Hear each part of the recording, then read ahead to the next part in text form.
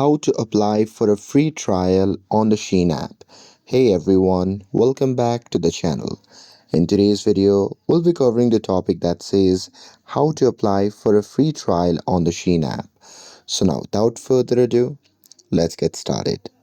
So here to tell you upfrontly, the free trial option from the SHEIN app have been removed in the latest update.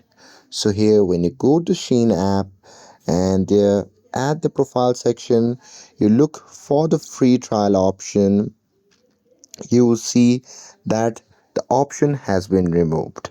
So previously users could find a free trial center option here and apply to receive items for free in exchange for reviews. However, after the latest update, many users can no longer see the free trial center. This means the feature has been removed or is currently unavailable for some reason or account. So here if you don't see option anymore, you can check if your app is updated. You can try logging out, logging back in, or you can simply wait for future updates if the feature returns. And that's it. With this, if you found this video helpful, then don't forget to like, share and subscribe to get updated for more videos.